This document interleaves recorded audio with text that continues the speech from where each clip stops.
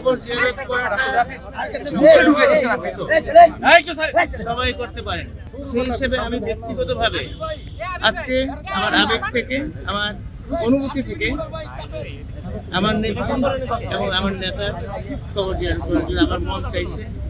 সেটা আমি সকালে ঘুরতে উঠেই এটি প্রথম এরাদা করেছি এবং এখানে চলে এসেছি। কোনো এটা রাজনৈতিক কোনো পরিকল্পনা বা কোনো সিদ্ধান্তের বিষয় না। এটা আমার ব্যক্তিগত আবেগ এবং আমার ব্যক্তিগত তো আমার অনুভূতি থেকে আমি আসছি, আমি অনুমতি চাইছি, আমাকে অনুমতি দিয়েছি। এইটা তো হায়াত মৌত রিজিক দরদ শাহরুখ এইসব আল্লাহ পাকের হাতে নিয়ে আছে। এটা নিয়ে কথা বলার কিছু নাই।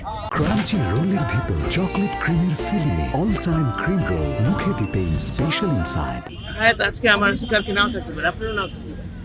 সেটা তো যে কোনো সময় যে কোনো মৃত্যুবরণ হতে পারে, তাই না?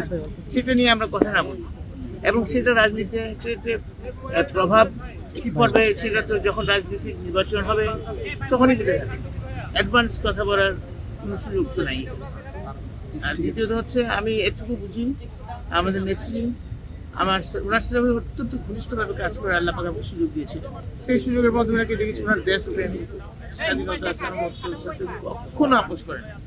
এত কাছে থেকে ওনার সাথে আমি কাজ করেছি। তারপর দেশের জনগণের জানমালের নিরাপত্তার ক্ষেত্রে আপোষহীন ছিলেন। যখন আমি যা চেয়েছি নির্দেশে তাই উনি আমাকে দিয়ে দিয়েছেন। আমি বলছি যেটা করার জন্য আপনারা দেখেছেন যে র্যাব গঠনের ব্যাপারে, এবং র্যাবকে কিন্তু তখন রাজনৈতিকভাবে একদিনের জন্য 1 ঘন্টার জন্য আমরা ব্যবহার করি।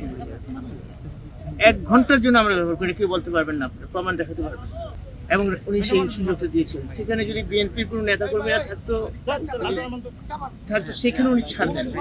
সেই নেত্রী ছিলেন আমাদের বেগম খালেদা জিয়া।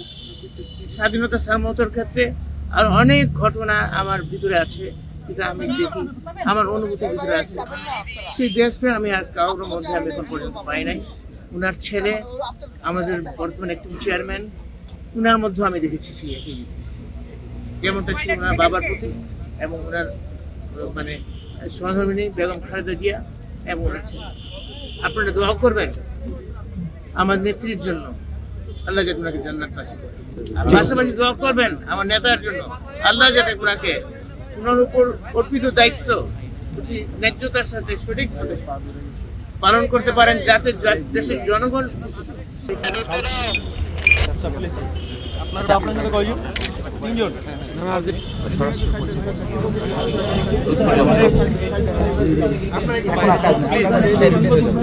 আর কাজ নাই।